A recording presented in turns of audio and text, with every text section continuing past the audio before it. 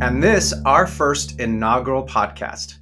Hi, I'm your host, Dr. Albert Lozano, Vice President of Alumni Services at AVID Center. I am a first-generation college goer and an educator with a passion for teaching and learning at all stages of our lives. I, like many of you, have had a lot of professional firsts and work-life balance firsts that I could have and probably still need help navigating. Let's start with getting better at our first professional job by leveraging our community. Our topic for today is Life is Hard, but it's totally worth it. To help us explore this topic, I'm joined by Dr. Jerome Chelliah, an AVID alumni and an OBGYN physician from Mercy Bon Secours Hospital System. Welcome, Jerome. Great to be here, Alba. It's great to see you again. So let's start a little bit to tell us about yourself and your relationship with AVID. Yeah, so I grew up in Sri Lanka for the vast majority of my childhood and immigrated with my family in 2001 when I was about 11 years of age, which was right around the time of middle school. And I really only started to learn about AVID once I entered ninth grade. And it wasn't until 10th grade that I actually enrolled in AVID. And it really was not me seeking out AVID, but really my AVID teachers who were fundamental in recognizing a kid who was very overwhelmed with the American school system and really did not know much about it, bringing me into the fold, thinking that AVID could be an avenue that could exemplify what I wanted to do with my life. And tell us more about what else you learned about in AVID that sets you up for success. And we're going to talk about your career journey in a little bit. Yeah, I think for me, at a fundamental level, AVID was an an avenue to build community and to feel seen in high school, which can be a very tumultuous time as you are going through adolescence, which is a roller coaster for a lot of people, and especially for an immigrant who's new to the country. And so I think community and building community and having a safe place to fall and be yourself was what AVID first and foremost did for me. And then the second part of it was really having an environment where you could be asked about your curiosities and your visions for your own life and what you wanted to do. That was not something that I experienced growing up in Sri Lanka, because Sri Lanka was going through a civil war for the vast majority of my childhood. And so the idea that here I now finally am in a safe place for me to think about what it is that I wanted to do with my life was very liberating. And no other class in high school really allowed me to do that, to really think critically about what it is, not just about what I wanted to do, but who I wanted to become. And I think that latter question is perhaps the most important question that we all have to ask ourselves at every juncture of our lives. Nice. And we're going to go with that. What I wanted to become in order to do the things that are right for me. You talked about joining AVID because you were overwhelmed with the system. That's unlike much of what we experience, or not unlike much of what we experience when we're coming to a new job. I am overwhelmed with the system. Whatever job or profession you entail, it can be the organization, the feeling of overwhelm. And then also about talking about a safe landing space. What does it mean to have a safe landing space, not only when you join AVID, but through college and now in your career? And also making sure that you have that community in your job so that you can feel seen and heard to set you up for success. So that's where we're going to go right now. Tell us a little bit more about your current role. Yeah, so my current role is being an OBGYN physician in a hospital in a somewhat rural part of Ohio. It is not something that I really envisioned for myself when I went into medical school, but it is where I landed, and I'm so delighted to be where I'm at right now. As I alluded to before, I really spent the vast majority of my American life in California and really only moved to Ohio about 4 years ago.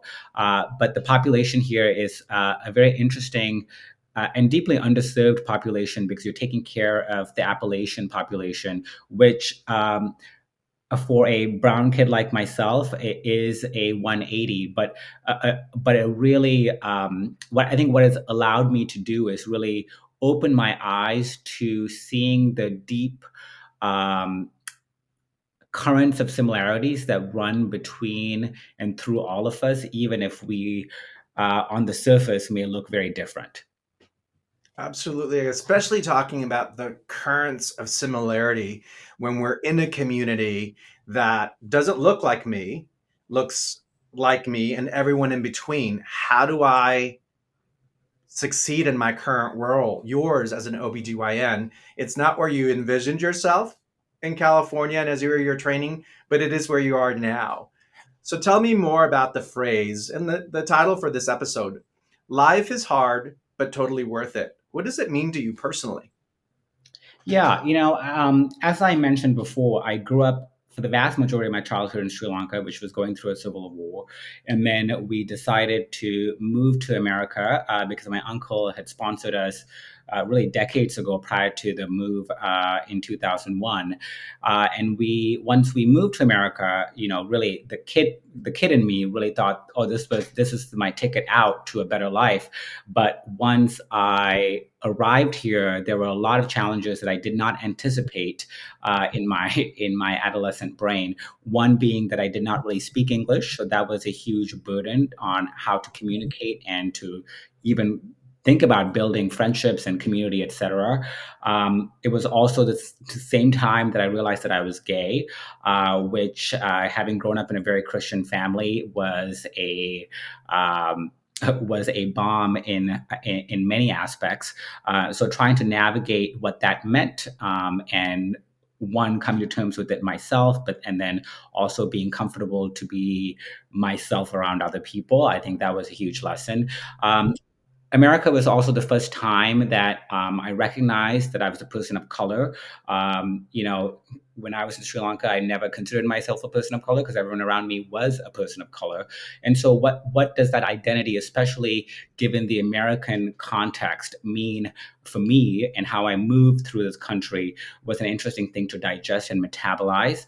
And then, lastly, really, my coping mechanism for dealing with all of this was eating. And so I became morbidly obese. I was about 250 pounds at my highest, which then brought its own challenges of what it meant to occupy a larger body in the society, and especially being around kids who may not be as kind to people who are obese. That was another axis of challenge. I say all of that to say that if you talked to me when I was 17 or 18 and really asked me how my life was going, I would say, one, life was incredibly hard, but it really felt like a nightmare, in the sense that it was one thing after another, and it just felt like there was really no light at the end of the tunnel.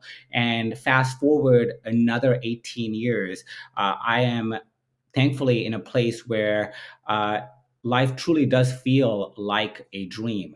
And so the lesson for me there is there will be many moments where your life may feel like a nightmare, but if you give it time, it really can blossom into a daydream.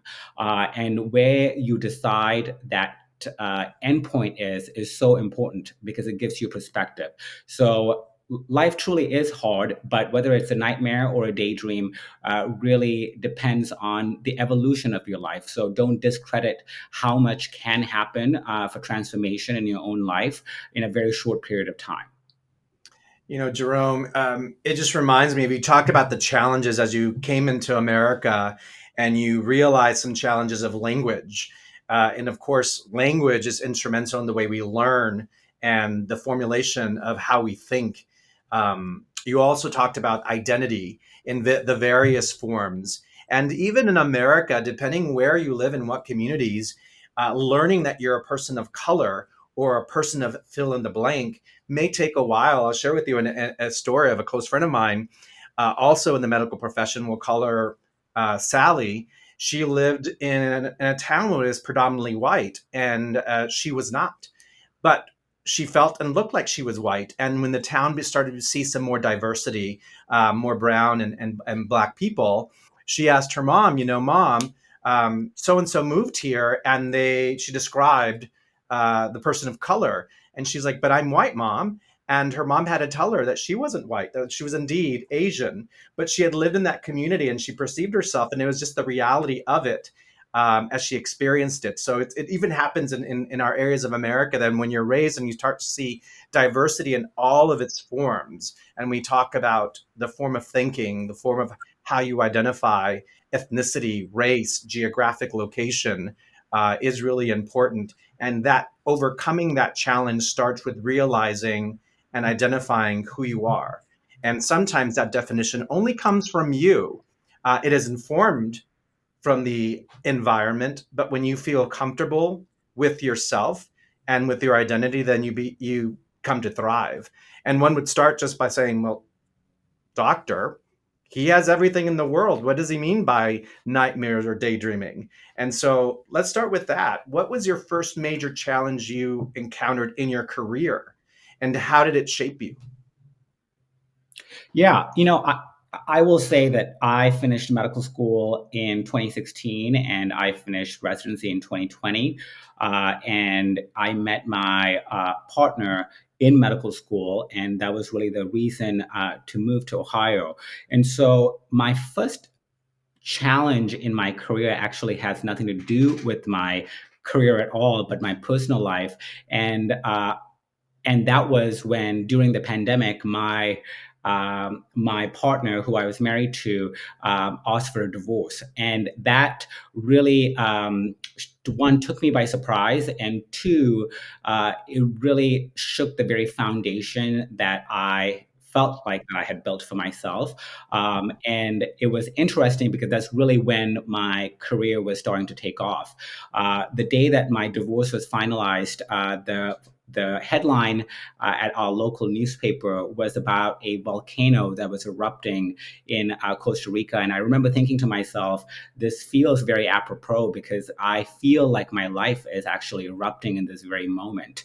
And then a couple of years later, I was on a layover in Costa Rica, and the news station at the airport was talking about this volcano that had happened years prior, and how the volcano had not just destroyed, but spewed lava that then hardened to create new land in Costa Rica.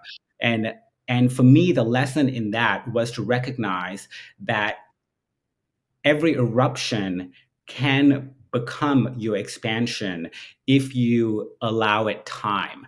And even now, being a couple of years removed from my divorce, I think my life has expanded in ways that I did not anticipate after this, what felt like a catastrophic eruption at that very moment in my life. And so, what I will say for your first major challenge that you may encounter in your career, it may have nothing to do with your career, but your actual life, which I would argue is much more important than a career. You're trying to build a life, not really a job or a career. And oftentimes, it's really the life events that affect your performance and how well you do or don't do in your career. So, just be cognizant of the things that are happening in your life and not try to separate your life and your career, because they really are two sides of the same coin. Yeah, I really like your metaphor of a volcano, because often we go into the deficit model, right? We don't go into the asset thinking of the volcano is creating life, and how that disruption can change you at any point in your life. And volcanoes can happen every and any time, unexpectedly. And going back to life is hard, but totally worth it. And you being in a place right now that you describe, that you're daydreaming, you're dreaming with your eyes wide open. As you think about the volcano and how you've overcome several of them in your life personally, um, and I want to go back to also what you said about making sure that what's happening in your life also fits in your career, not the other way around. Often when I'm talking or mentoring, especially new people who are entering their careers, I talk, you're going to spend most of the time in that job, most of your waking time in that job. So make sure that you're making the right decisions because it's going to inform your life. And so try to make that job worth it, that disruption or eruption that happened in the daytime's worth it. If not, it may be time for a change. So as you navigated those volcanic eruptions, even the one most recently, can you think back about how AVID helped you persist and go through and make this metaphor into a disruption or a volcanic eruption into a daydream? Yeah, I think one, and this took me a while to really recognize, is that your future at every single point in your life is not dependent on what you have lost, but on what you have left. And Avid, I came to a point in Avid where it felt like I had lost so much of my childhood. And what Avid really did for me in that moment was to remind me that truly my future is always predicated on what is left. And there is a lot left in you, even when it feels like that is not the case. And I think the second lesson that Abbott had taught me was, these teachers really sought me out to come and join me and to come and encourage me to join Avid. It was not like I think if I had left to my own accord, I probably would not have done enough digging to be able to take myself to join Avid. And like I alluded to in the earlier part of this, really that Abbott allowed me a space to really think critically about my life. And my teachers saw something in me that I could not see in myself at that moment. And so the lesson for me there is that wherever you are in your life, give people the gift of belief. That includes yourself, because if you can believe in someone, then they are more likely to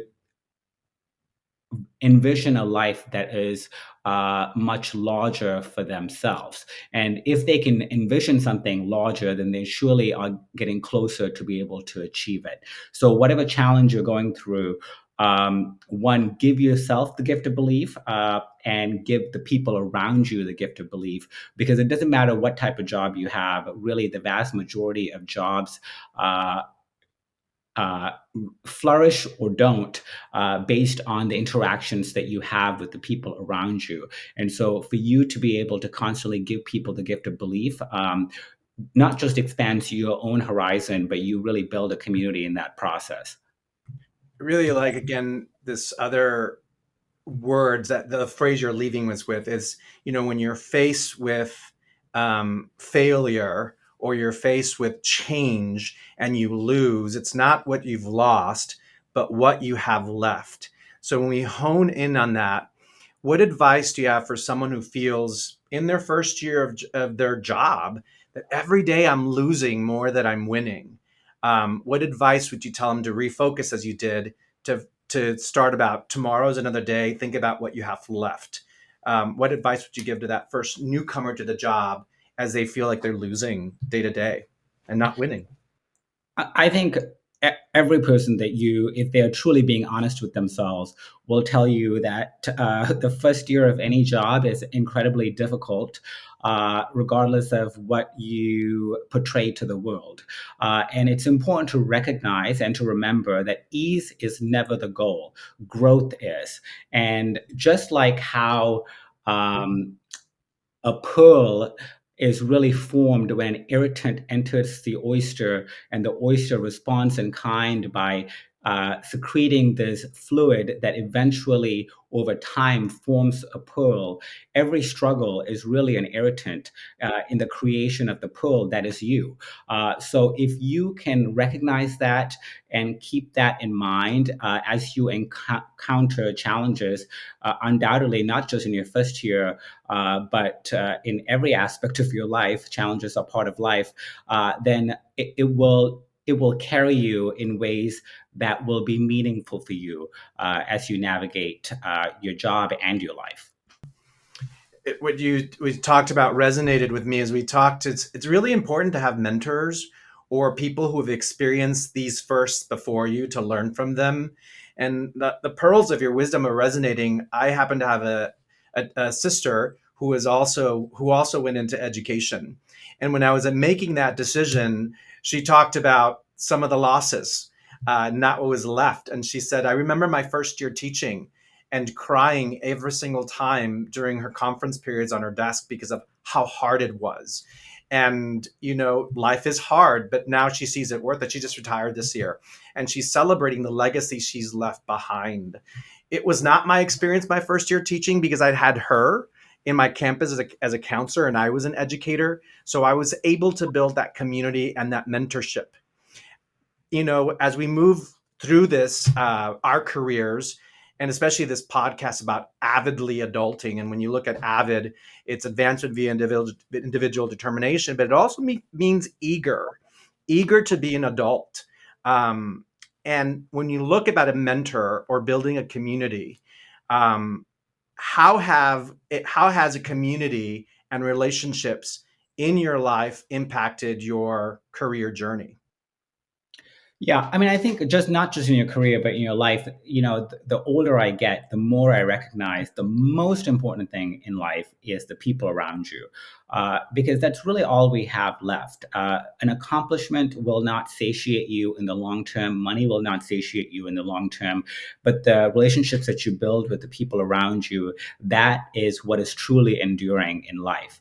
And the highest form of success is to really add value to someone's life. So if you are wherever you are in your life, if you feel like you are at a place where you are adding value to someone else's life, then your life is already meaningful beyond what you can envision for yourself. So that's one thing. And then two, I think as you become an adult, one of the things that you recognize is that making friends and building community is not as easy as it was when you were in college or in grad school, when you're surrounded by a lot of people. And so it takes intention to build a group of friends. It takes intention to build a community around you. And it takes a lot of trial and errors. When I moved to Cleveland, I knew no one really.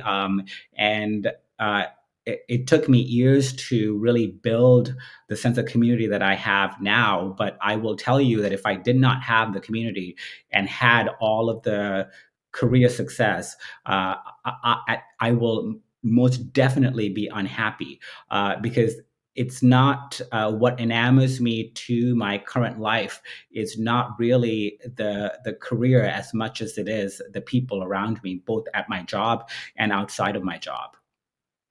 I'm going to take us to the sidebar because I want to probe more about friends.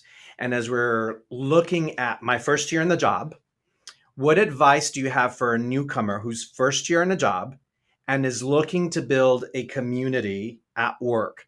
What is the line between friends at work and colleagues at work? Do you have any things about it's an advantage? And what are some of the disadvantages when you start to mix friends at work? Yeah, I think, I have always carried the mantle of being incredibly neutral for the first year of your life. I think if you asked anyone during the first year that they met me, they would most likely say that I probably did not have a personality because I was so neutral to everything. And that is a very strategic decision on my part because I do not want any aspect of me to really inhibit my understanding of the situation that I find myself in.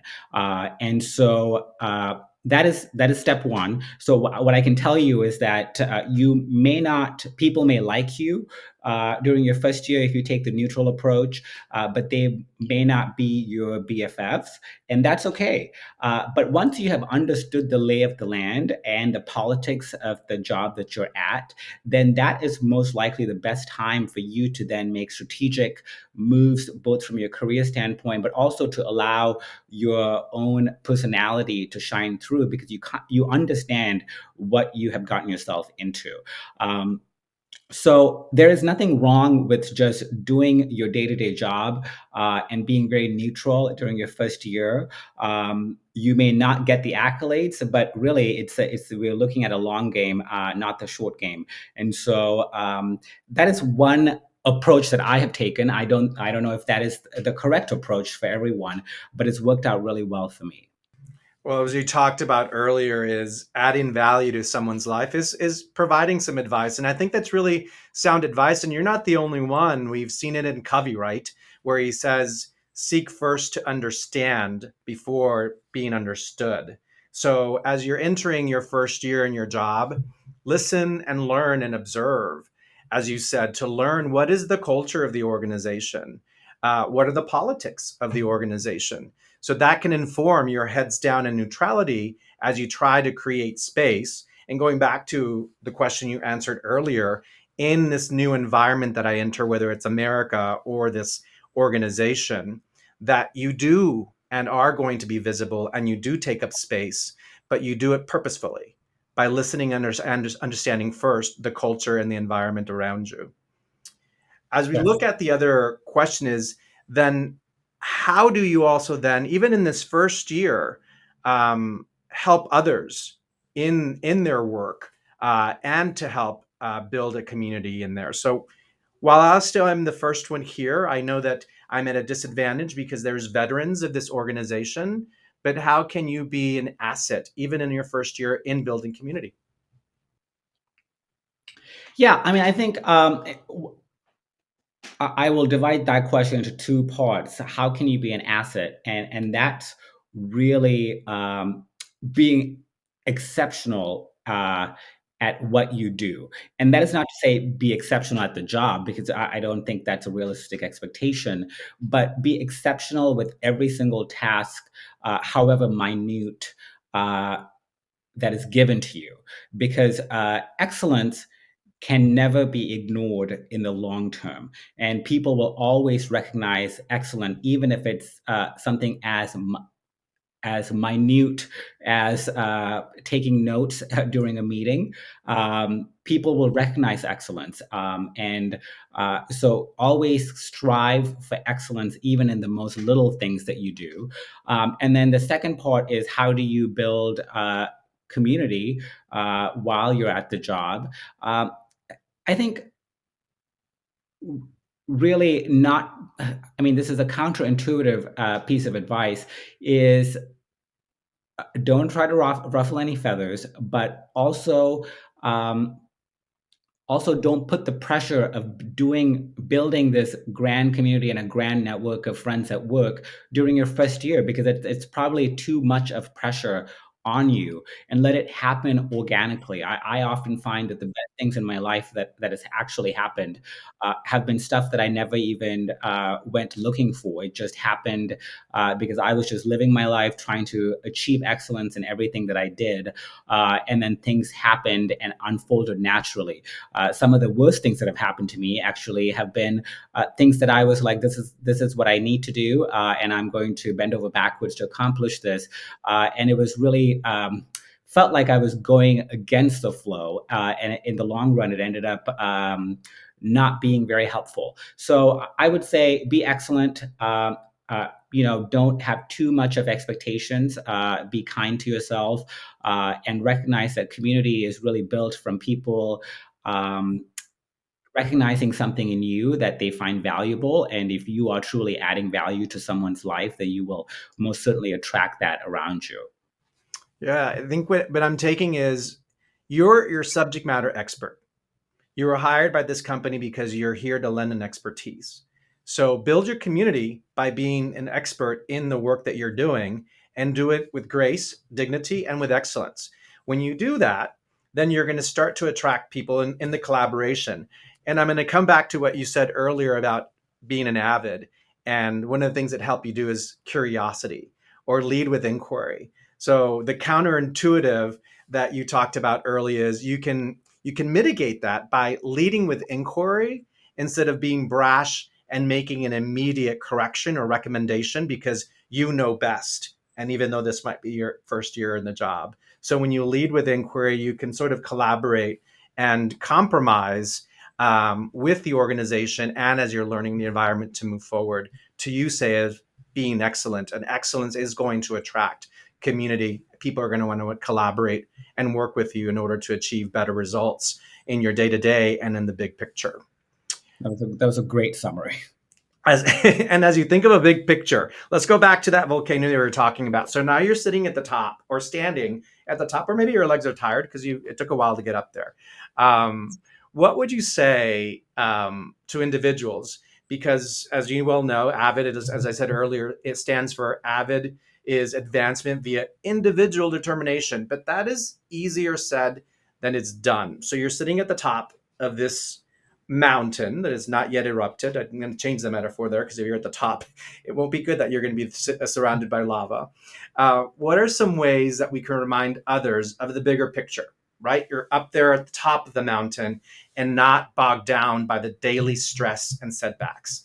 What would you give as advice to first year people at work to get themselves up and to lift themselves up to see the 20,000 or 30,000 square foot of the big picture rather than what's happening right now in my day to day that's really bogging me down? Yeah, I think it's really, really important to remind yourself on a daily basis that life is really a grand experiment, and it's an experiential canvas for you to do what you really want to do.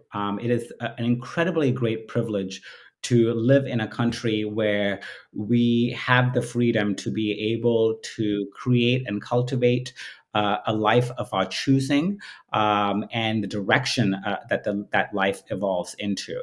And if you have that gift, then really understand that this whole life is, one, very short, even though it feels very long at times, and and secondly, is recognize that you get to make your life what you want it to be. And so if you want to do X, Y, and Z, because that is what you want to experience in life, then do that. And don't be concerned about what someone else is doing with their life, whether their life is advancing at a faster rate than yours, or not.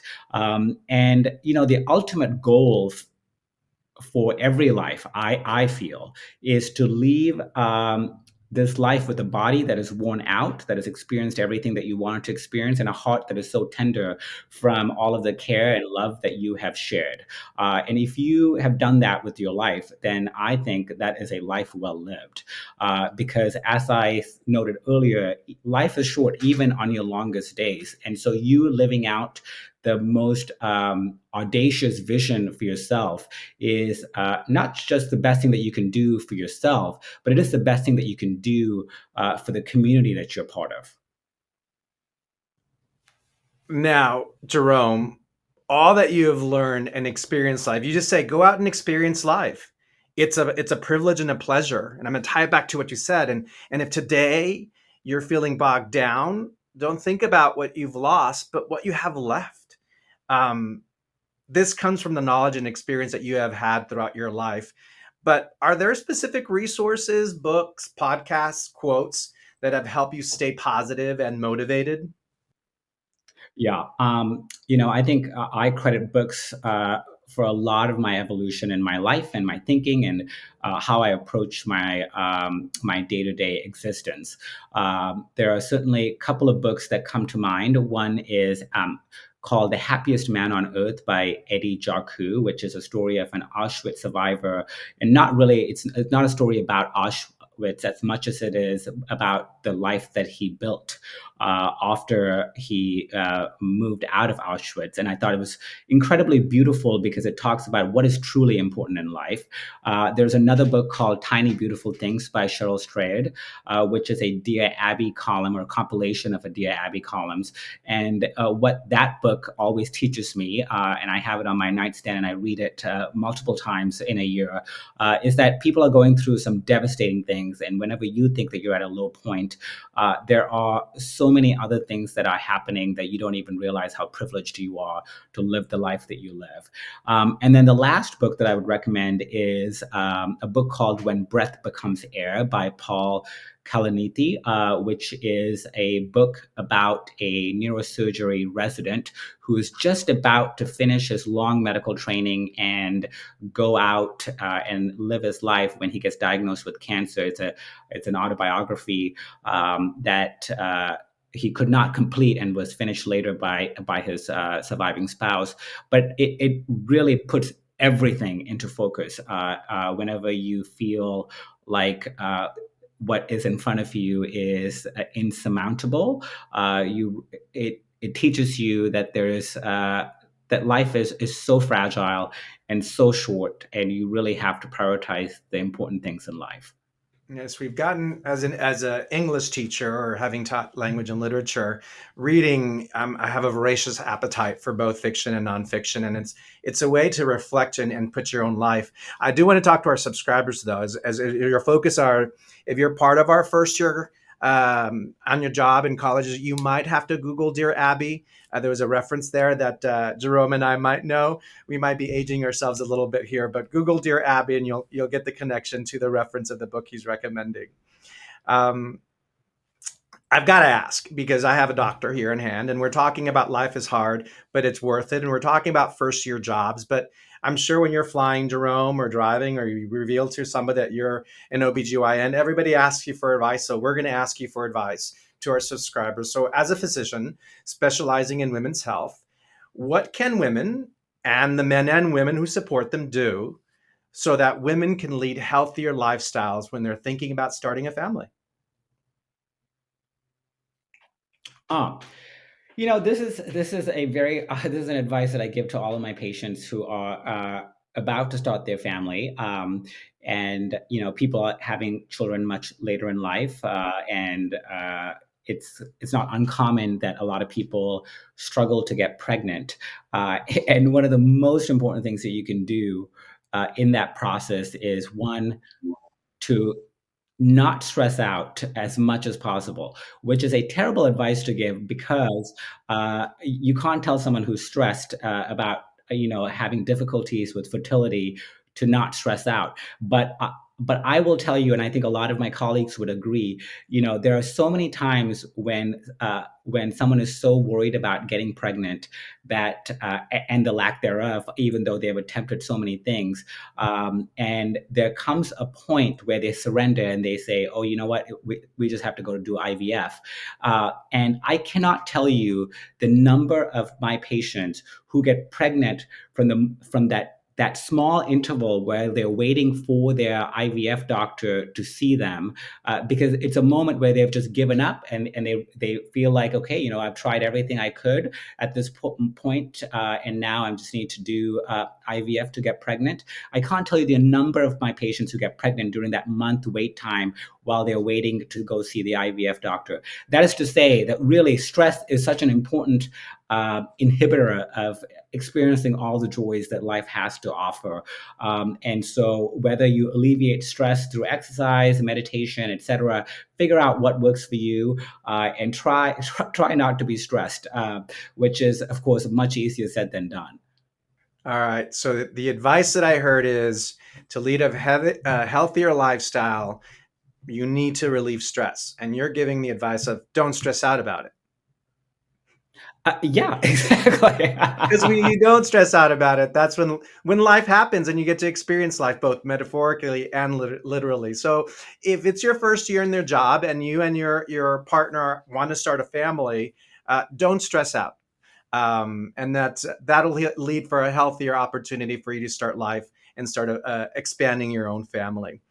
Now that we're coming towards the end of our podcast here, um, talking about life is hard, let's just change it because it's worth it. Life is hard. Don't stress out about it because it's worth it in the end.